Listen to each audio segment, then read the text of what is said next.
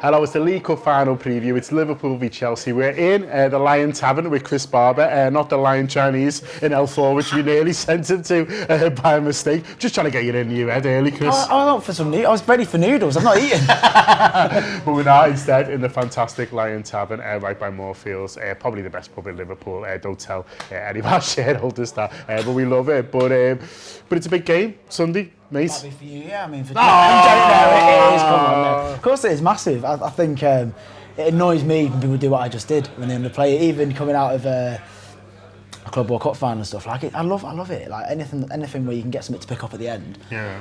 And also, like, I think for me, the League Cup is like a symptom of a good season.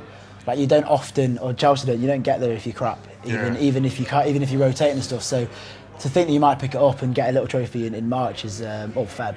Technically. Yeah, it's a good shout that actually. Like you see more often teams win a League Cup and the title than they do the FA. For us, it's been a very Mourinho history, and every time he's won it, we've won the league, and we won like it feels like we've won the League Cup at a canter. Like you've just sort of bundled into it. Yeah. And we've lost finals too, but they don't stick in the same way. They were like under Sarri, under I can't remember. And we lost one to Spurs under someone like probably one of the Avram Grant, Gus Hiddink type avuncular moneyed men that we get every now and then. So like I said, it probably is. It's like a symptom of doing well, and I think it shows how good we have been this season to a point. And it kind of leads into that like cup side mentality that we seem to be dining out on. I mean, often in finals, there's one team who's a stronger favourite. We've been previewing a lot of the past ones. We played championship sides before. This time it's second v third. We're a little bit ahead of you at the moment, but the two games were obviously two draws, two very different draws, but. I mean, it's pointing towards a possible penalty shootout again, isn't it? I think it absolutely stinks of 1-1. Like you can sense it. It probably stinks of someone getting an early goal and someone getting a late goal, like a goal sandwich with really like nothing in it in the middle. It's going to be I think the middle will be possibly a bit down to the trenches maybe, but then. You watched Chelsea last night and they can kind of turn it on if they don't feel they've got to do it again in a week. Yeah. That seems to be the approach at the moment. But yeah, I think as Cup finals go, I think it's been City, Villa and people like that in the past, and it's not really felt like there's much of a conversation beforehand, which fortunately for you, records and films conversations, there are a few to be had about this final, I think, yeah. We haven't been to Wembley that much, the new one. You've been a lot. Say what you want about Chelsea, but you get to finals and more often win them. And the last time, for me, I was at Wembley, getting beat by Chelsea in 2012. Oh yeah. Any memories of that? Just bloody good fun, wasn't it? It was over the line though, wasn't it? The Andy Carroll one. The Xavi Alonso? No, it wasn't. It was Garcia, wasn't it? Yeah, that was over the line. Andy Carroll one was over the line. No, I think it was just a bloody good save. That's what it was. It was. I think it was. Listen, fortunately for us, it was before we had to really worry about that. It was just for pundits to care about. But I think that was quite a good little game. I think even like, looking back at sort of like it was a bit of a story game. It was like end to end ish enough. It was football heavy, which. I don't know. I sort of can't decide whether this game's going to be anything like that. I mean, also then we had Drogba who just like lived for finals. Like that was kind of his main thing.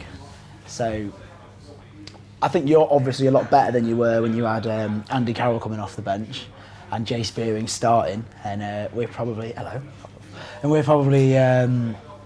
bit worse in terms of like as a team that you expect to go into finals. Like that team regularly did, sort of time and time again. We've lost.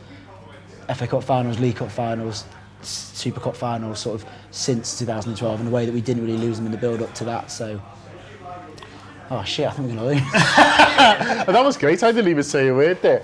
With Chelsea, I'm looking at Chelsea, and I'm not quite knowing what I'm going to get in terms of formation, in terms of who they're going to pick. Are they going to Lukaku? Will they or won't they Lukaku?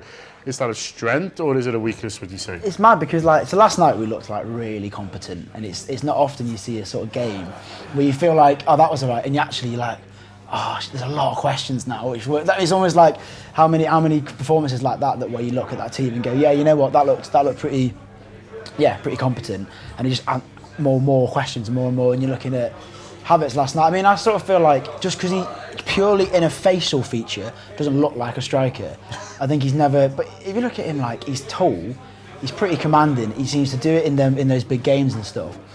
Like it makes sense for him to play there. And you saw him last night, and like there was a proper matched intensity and like even tactics up and down the pitch. So you'd like to think that, from a footballing point of view, that it makes sense to start him. But then, what are you bringing Lukaku on to do? All right, the Reds, thanks for watching a little bit of a premium Anfield Wrap video there. If you want to watch the rest of that show and get access to much, much more, click join below. That activates our YouTube membership. It means you get a premium video every day of the week. You get our post-match content, you get reviews, previews and exclusive interviews, all here from the heart of Liverpool. Follow us, follow them. Up the Reds.